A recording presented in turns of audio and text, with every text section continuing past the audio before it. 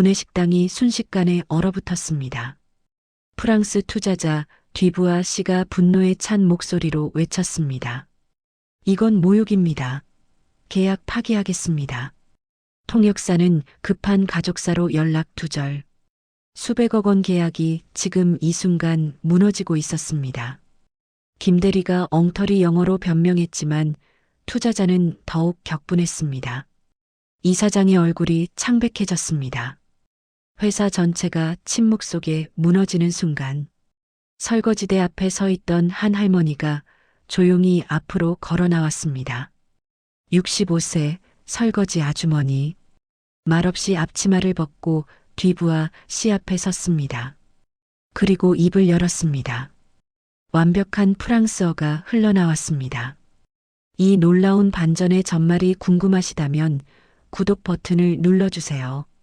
평범해 보이는 사람들의 숨겨진 이야기를 매일 전해드립니다. 그럼 이제 사흘 전으로 돌아가 보겠습니다. 사흘 전 오후 2시 글로벌테크 본사 14층. 박순덕은 복도를 청소하고 있었습니다. 65세, 5년째 이 회사에서 설거지와 청소를 했습니다. 회의실 문이 열려 있었고 안에서 젊은 직원들이 웃으며 대화했습니다. 박순덕이 회의실 앞까지 왔을 때 김대리가 나왔습니다. 32살 명문대 출신, 기획팀 에이스. 아주머니, 여기 직원 회의실이에요. 설거지는 식당에서만 하세요. 박순덕은 걸레와 양동이를 들고 뒤로 물러섰습니다. 5년 동안 익숙한 일이었습니다. 1층 식당으로 내려와 점심 설거지를 시작했습니다. 1시간 넘게 뜨거운 물에 손이 빨개졌습니다. 오후 4시 젊은 직원들이 커피를 마시러 왔습니다. 야, 내일 프랑스 투자자 온대. 수백억 원짜리래. 통역사는 섭외했대? 당연하지. 전문 통역사 온대. 박순덕은 설거지대에서 그들의 대화를 들었습니다. 직원들은 커피잔을 테이블에 그냥 두고 갔습니다. 박순덕은 나와서 치웠습니다. 말없이 조용히. 이틀 전 오전 11시 주방에서 채소를 다듬고 있었습니다. 복도에서 외국인이 영어로 길을 묻고 있었습니다. 박순덕은 앞으로 나서려 했습니다. 그때 김대리가 나타났습니다. 제가 안내하겠습니다. 아주머니는 신경 안 쓰셔도 돼요. 박순덕은 입을 다물고 주방으로 돌아왔습니다. 말하고 싶었던 단어들이 목구멍에 걸렸습니다.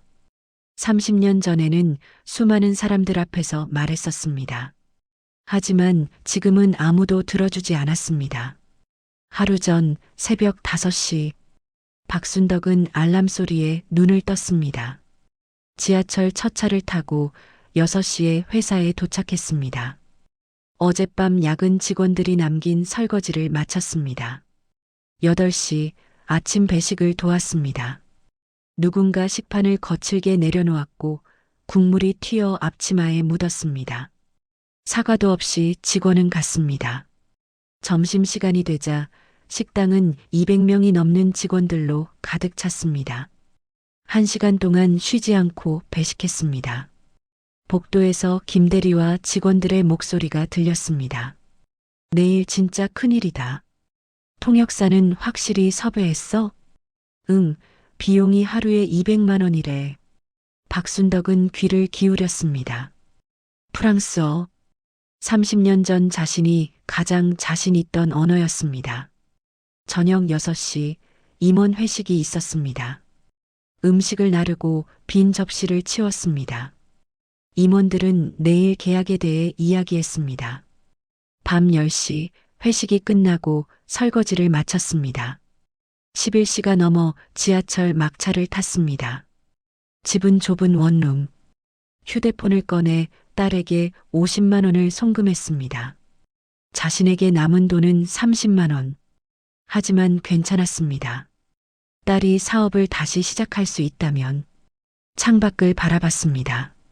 서울의 밤은 여전히 밝았습니다. 수많은 불빛들. 그 어디에도 자신의 자리는 없는 것 같았습니다. 침대에 누워 천장을 바라봤습니다. 내일은 중요한 날이라고 했습니다. 박순덕은 눈을 감았습니다. 내일도 평범한 하루가 될 것입니다. 그렇게 생각했습니다. 당일 오전 8시 박순덕은 평소처럼 설거지를 하고 있었습니다. 식당 밖 복도가 소란스러웠습니다. 오전 9시 이사장이 식당으로 들어왔습니다. 60대 중반 30년 전 회사를 창업한 사람. 순덕 씨, 오늘 좀 바쁠 것 같아요. 중요한 손님이 오거든요. 네, 알고 있습니다. 이사장은 박순덕을 투명인간 취급하지 않는 유일한 경영진이었습니다. 오전 10시 김 대리가 급하게 식당으로 들어왔습니다. 휴대폰을 귀에 대고 있었습니다. 뭐라고요? 병원이요? 그럼 오늘 회의는 어떡하라고요? 김 대리의 얼굴이 창백해졌습니다. 전화를 끊고 급히 밖으로 나갔습니다. 10분 후 이사장 사무실에서 목소리가 들렸습니다. 박순덕은 복도를 지나가다 멈춰 섰습니다. 통역사가 급한 가족사로 못 온다고요? 네, 대표님. 어머님이 갑자기 쓰러지셔서 응급실에 계시답니다. 다른 통역사는 없습니까? 프랑스어 전문 통역사가 오늘은 전부 스케줄이 차 있답니다. 이사장이 책상을 쳤습니다. 그럼 어떡하라는 겁니까? 뒤부하 씨는 1시간 후에 도착합니다. 제가 영어로 소통해 보겠습니다. 뒤부하 씨는 영어를 거의 못합니다. 박순덕은 망설였습니다. 들어가서 말해야 할까? 아니, 누가 믿겠는가? 식당으로 돌아왔습니다. 오전 11시 회사 전체가 긴장 속에 빠졌습니다.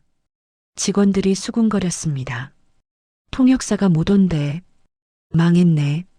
낮 12시 로비에 고급 승용차가 도착했습니다.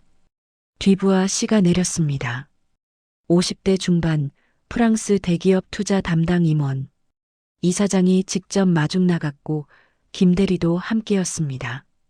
뒤부하 씨는 프랑스어로 인사했고 김 대리가 어색한 영어로 답했습니다. 뒤부하 씨의 표정이 굳었습니다. 14층 회의실로 올라갔습니다.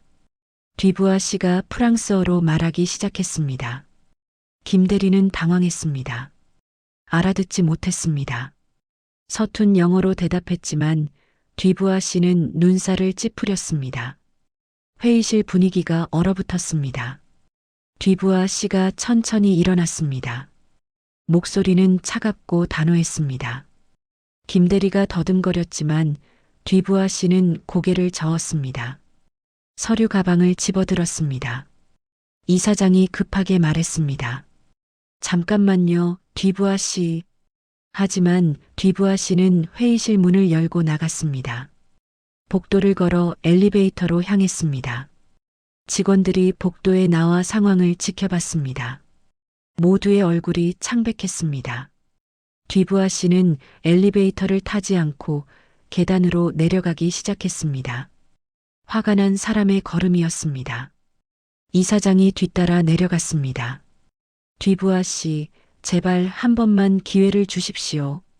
뒤부하 씨는 멈추지 않고 1층 로비를 지나 구내식당으로 걸어갔습니다. 식당 입구에서 멈춰 섰습니다. 프랑스어로 외쳤습니다. 목소리가 식당 전체에 울렸습니다. 식당 안에 있던 모든 사람들이 멈췄습니다. 박순덕도 설거지대에서 손을 멈췄습니다. 뒤부하 씨의 목소리는 분노로 가득했습니다. 김 대리는 완전히 얼어붙었습니다. 이사장은 손을 내밀었지만 말이 나오지 않았습니다. 회사 전체가 침묵 속에 무너지고 있었습니다. 수백억 원짜리 계약이 지금 이 순간 사라지고 있었습니다. 식당이 순식간에 얼어붙었습니다. 뒤부하 씨의 프랑스어가 계속 울려 퍼졌습니다. 식당에 있던 직원들은 모두 숨을 죽였습니다. 김 대리는 입을 벌린 채 땀을 흘렸습니다. 이사장이 앞으로 나섰습니다. 뒤부하 씨, 제발 기다려 주십시오. 하지만 뒤부하 씨는 고개를 저으며 다시 프랑스어로 말했습니다. 이사장은 알아듣지 못했고 김대리에게 눈빛으로 물었지만 김대리도 고개를 저었습니다. 뒤부하 씨가 손목시계를 보고 서류 가방을 들어 올렸습니다. 공항으로 돌아가려는 것이 분명했습니다. 이사장의 얼굴이 하얗게 질렸습니다. 김대리는 무릎에 힘이 풀렸습니다. 직원들은 아무 말도 하지 못했습니다. 박순덕은 설거지대 앞에 서 있었습니다. 뒤부하 씨의 프랑스어가 귀에 들어왔습니다. 모든 단어를 이해했습니다. 이건 모욕입니다. 전문 통역사도 없이 이런 중요한 회의를 하다니. 당신들은 이 계약을 우습게 보는 겁니까? 나는 지금 떠나겠습니다. 다시는 이 회사와 거래하지 않겠습니다. 박순덕의 가슴이 뛰었습니다. 나서야 할까? 아니면 그냥 지켜봐야 할까? 이사장의 얼굴이 떠올랐습니다. 늘 자신을 존중해 주던 사람. 박순덕은 앞치마를 쥐었습니다. 손이 떨렸습니다. 30년. 말의 무게가 무서웠습니다. 뒤부하 씨가 식당 문을 향해 걸어갔습니다. 뒤부하 씨, 제발. 하지만 뒤부하 씨는 멈추지 않았습니다.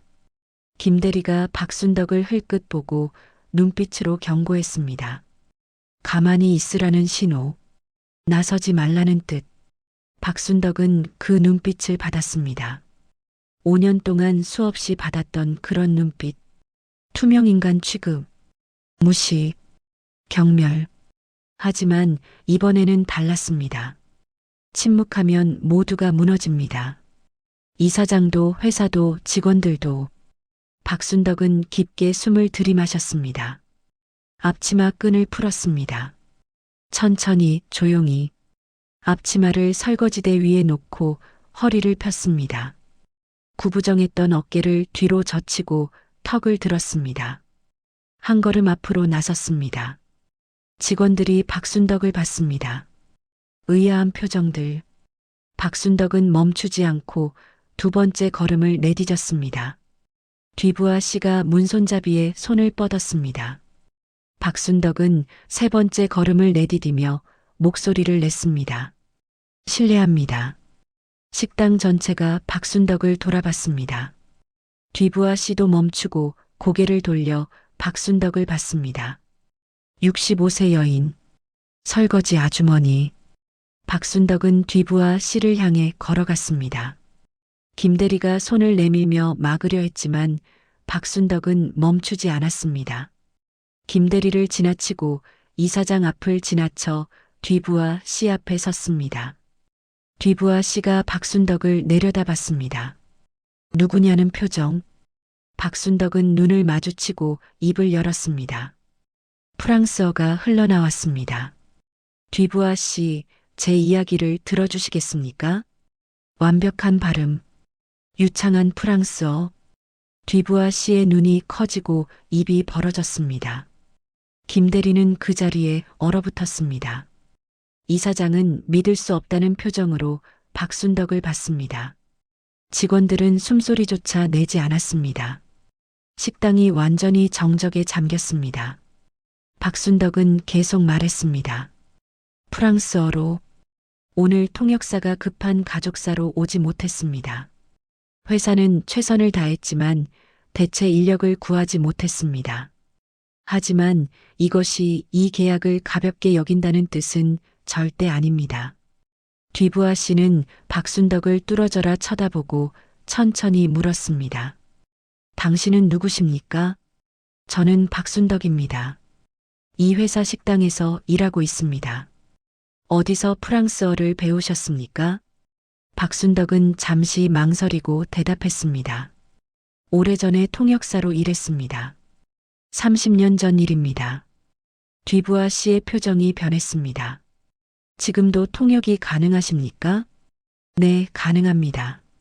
뒤부하 씨는 박순덕을 한참 바라보고 천천히 고개를 끄덕였습니다.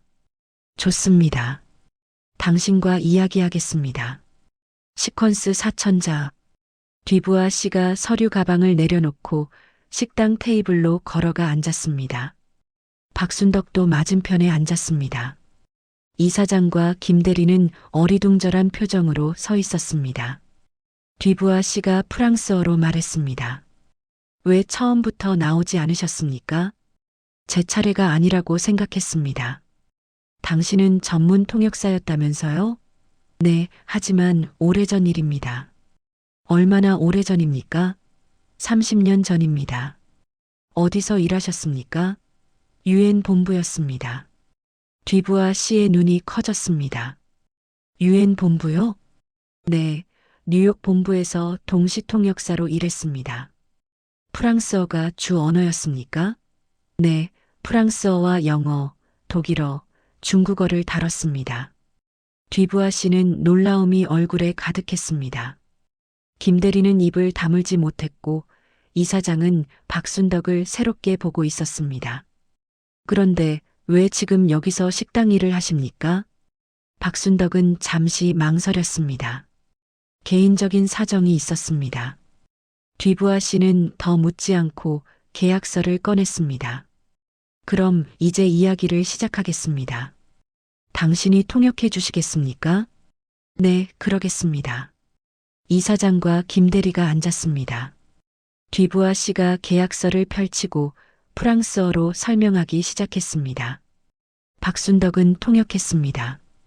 우리 회사는 귀사의 반도체 기술에 관심이 있습니다.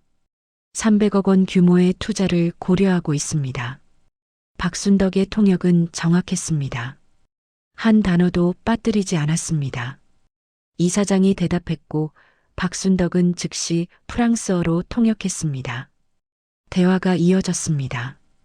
기술 이전, 생산 일정, 품질 관리에 대해 30분이 지났고 뒤부하 씨의 표정이 부드러워졌습니다. 그때 뒤부하 씨가 전문 용어를 사용했습니다. 김대리의 얼굴이 긴장했습니다. 하지만 박순덕은 막힘없이 통역했습니다.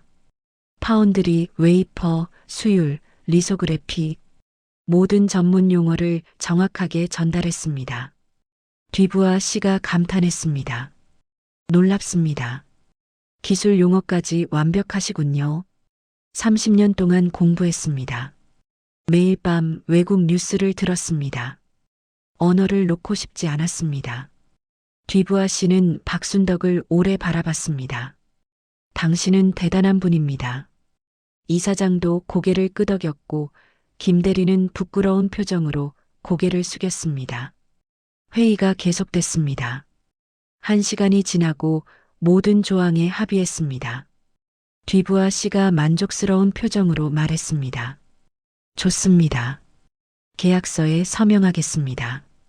이사장의 얼굴이 환해졌습니다. 뒤부하 씨가 먼저 서명했고 이사장도 떨리는 손으로 사인했습니다. 300억 원 계약 성사.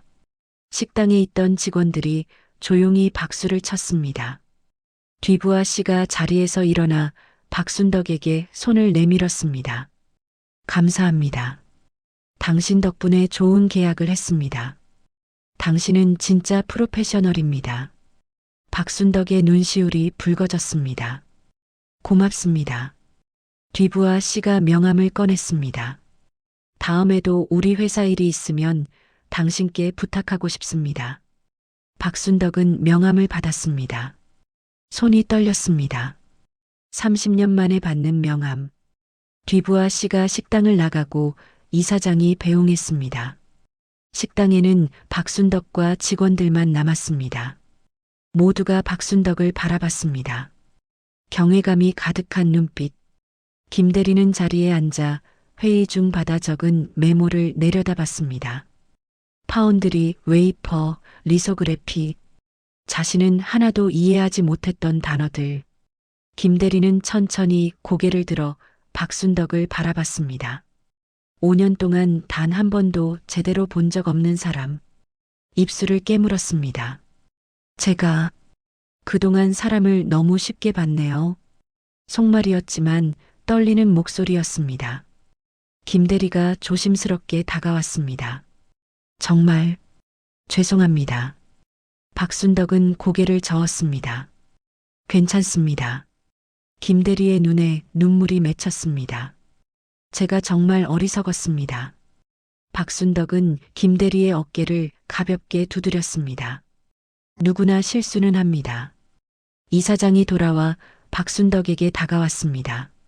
순덕 씨, 제 사무실로 오시겠습니까?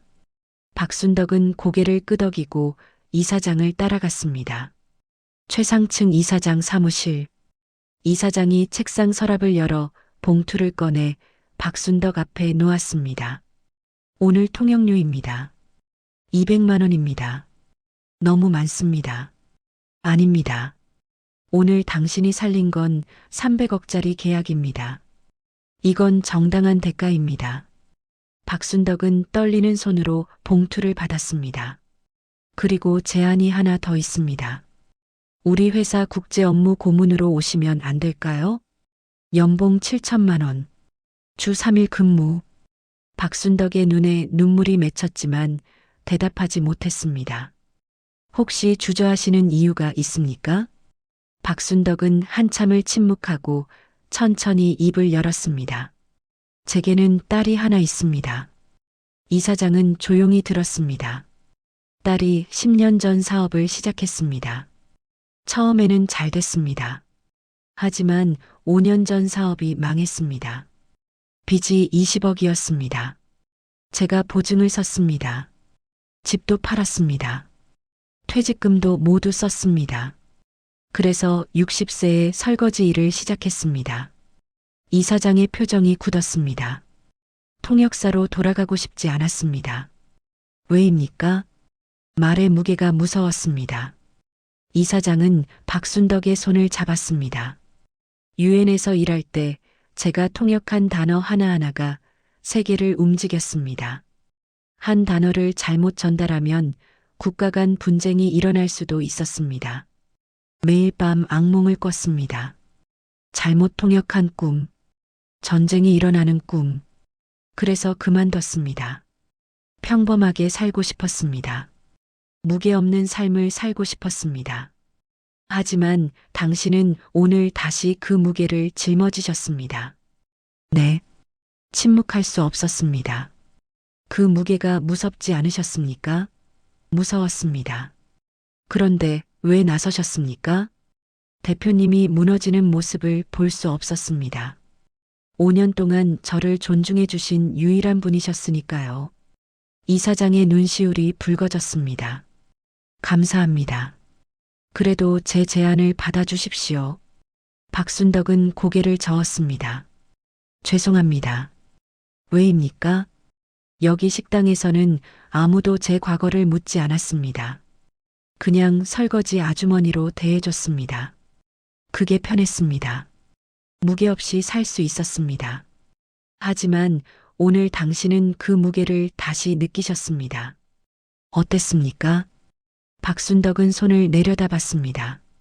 거친 손, 굳은 살 박힌 손. 하지만 오늘 이 손으로 많은 것을 구했습니다. 나쁘지 않았습니다. 이사장이 미소 지었습니다. 생각해 보십시오. 당신이 원하실 때 언제든 오십시오. 감사합니다. 적어도 통역이 필요할 때는 부탁드려도 될까요? 정식 계약은 아니어도 됩니다. 필요할 때만 도와주십시오. 물론 매번 정당한 비용을 드리겠습니다. 박순덕은 잠시 생각하고 고개를 끄덕였습니다. 그 정도는 괜찮습니다. 이사장이 환하게 웃었습니다. 감사합니다. 박순덕은 자리에서 일어나 봉투를 들고 사무실을 나왔습니다. 식당으로 돌아왔습니다. 식당 입구에서 멈췄습니다. 직원들이 모두 박순덕을 바라보고 박수를 쳤습니다. 한 여직원이 다가왔습니다. 정말 대단하십니다. 다른 직원도 말했습니다. 존경합니다. 김대리도 다가왔습니다. 앞으로 잘 부탁드립니다. 박순덕은 모두에게 고개를 숙이고 주방으로 걸어갔습니다. 설거지대 앞에 서서 앞치마를 둘렀습니다. 조리사가 물었습니다. 순덕 씨, 괜찮으세요? 네, 괜찮습니다. 설거지를 시작했습니다. 하지만 오늘은 달랐습니다. 손이 가벼웠습니다. 마음도 가벼웠습니다. 30년 만에 가장 가벼운 마음이었습니다. 한 달이 지났습니다. 박순덕의 일상은 리듬을 찾았습니다. 평일에는 설거지를 했고 필요할 때는 통역을 했습니다. 두 가지 삶이 조화를 이뤘습니다. 직원들이 식판을 조심스럽게 놓고 감사합니다. 라고 말했습니다. 김대리는 매일 아침 인사를 했습니다. 어느 날 오후 딸에게서 전화가 왔습니다. 엄마, 내가 돈을 좀 모았어. 다음 달부터는 내가 엄마한테 보낼게. 박순덕의 눈시울이 붉어졌습니다. 괜찮아. 천천히 해. 엄마, 나 사업 다시 시작하려고. 이번에는 작게 시작할 거야. 그래, 잘 생각했어. 딸의 목소리가 떨렸습니다. 내가 다 잘못했어. 아니야. 넌 잘못한 거 없어. 실패는 누구나 해. 중요한 건 다시 일어서는 거지. 엄마 사랑해. 나도 사랑해, 지은아. 전화를 끊고 휴대폰을 내려다봤습니다. 딸이 다시 일어서고 있었습니다. 그것만으로도 충분했습니다. 이사장이 다시 식당에 왔습니다. 순덕 씨, 중국 바이어가 내일 옵니다. 통역을 부탁드려도 될까요? 박순덕은 고개를 끄덕였습니다. 네, 하겠습니다. 다음 날 박순덕은 정장을 입고 회의실에 들어갔습니다. 유창한 중국어로 인사했습니다. 만나서 반갑습니다. 2시간 후 100억 원 규모의 계약이 성사됐습니다. 회의가 끝나고 박순덕은 식당으로 돌아와 설거지를 시작했습니다. 조리사가 물었습니다. 순덕 씨, 정말 여기서 계속 일하실 거예요? 박순덕은 미소 지었습니다. 여기가 편해요. 저도 처음에는 이해 못했어요. 왜 제가 여기 있는지. 하지만 이제는 알아요. 박순덕은 그릇을 헹구며 말했습니다. 설거지는 거짓말을 안 해요. 더러운 건 씻으면 깨끗해지죠. 그런데 통역은 안 그래요? 통역은 무거워요. 한 단어 한 단어가 무겁죠. 그 무게를 30년 동안 짊어졌어요. 하지만 오늘도 통역하셨잖아요. 박순덕은 웃었습니다. 그건 달라요.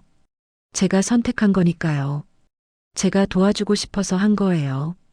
저는 더 이상 통역사가 아니에요. 그냥 필요할 때 도와주는 사람이에요. 그게 제 새로운 삶의 방식이에요. 일주일 후 독일 바이어가 왔고 200억 원 규모의 계약이 성사됐습니다. 그날 저녁 박순덕은 딸에게 전화했습니다. 엄마가 요즘 특별한 일을 하고 있어. 가끔 통역을 해줘. 회사에서 부탁하면. 엄마가 예전에 통역사였던 거 알지? 응, 알아. 30년 만에 다시 하고 있어. 진짜? 엄마, 괜찮아? 응, 괜찮아. 무거웠던 게 이제는 가벼워졌어. 엄마, 자랑스러워. 박순덕의 눈에 눈물이 맺혔습니다. 고마워, 지은아. 한 달 후 이사장이 식당으로 내려왔습니다. 다음 주에 프랑스에서 뒤부아 씨가 다시 옵니다. 이번에는 500억 원 추가 계약입니다. 꼭 당신이 통역해 주셨으면 합니다. 박순덕은 고개를 끄덕였습니다. 네, 하겠습니다. 뒤부아 씨가 당신을 지명했습니다. 당신이 아니면 안 된다고 했습니다. 뒤부아 씨가 뭐라고 하셨습니까? 발음이 파리식이더군요. 진짜 프로의 호흡이었습니다. 라고 하셨습니다. 그분은 30년 경력을 단 한 번에 알아봤습니다. 박순덕의 눈시울이 붉어졌습니다. 영광입니다. 순덕 씨, 당신은 우리 회사의 보물입니다. 아닙니다. 저는 그냥 필요할 때 돕는 사람일 뿐입니다. 이사장은 박순덕의 어깨를 가볍게 두드렸습니다. 당신의 겸손함이 당신을 더 귀하게 만듭니다. 이사장이 나가고 박순덕은 다시 설거지를 시작했습니다. 따뜻한 물이 손을 적셨습니다. 손을 움직이며 생각했습니다. 30년 전 유엔 본부에서 통역했습니다. 말의 무게가 무서워 떠났습니다. 딸의 실패, 20억 빚, 모든 것을 잃었습니다. 60세의 설거지 아주머니가 됐습니다. 5년 동안 무시당했습니다. 하지만 매일 밤 언어를 공부했습니다. 그리고 그날이 왔습니다. 다시 말의 무게를 짊어졌습니다. 하지만 이번에는 제가 선택한 무게였습니다. 그래서 가벼웠습니다. 박순덕은 마지막 그릇을 헹궜습니다. 거친 손, 굳은 살 박힌 손. 하지만 이 손이 자랑스러웠습니다. 창밖을 봤습니다. 햇살이 들어왔습니다. 직원들이 하나둘 들어왔습니다. 순덕 씨, 좋은 아침이에요. 좋은 아침입니다. 박순덕은 미소로 답하고 배식대로 향했습니다. 조리사가 말했습니다. 순덕 씨를 보면 용기가 나요. 박순덕은 조리사를 바라봤습니다. 나이는 숫자일 뿐이에요. 중요한 건 지금 이 순간 무엇을 하느냐. 그리고 그 선택이 진짜 내 선택이냐. 저녁이 되어 일을 마치고 박순덕은 집으로 향했습니다. 지하철 창밖으로 서울의 밤이 반짝였습니다. 수많은 불빛들 속에서 박순덕도 반짝이고 있었습니다. 작지만 분명하게, 조용하지만 당당하게. 집에 도착해 침대에 누웠습니다. 천장을 바라보며 미소 지었습니다. 내일도 설거지를 할 겁니다. 필요하면 통역도 할 겁니다. 둘 다 내가 선택한 일, 그게 내 자유입니다. 박순덕은 눈을 감았습니다. 30년 만에 가장 편안한 잠이었습니다.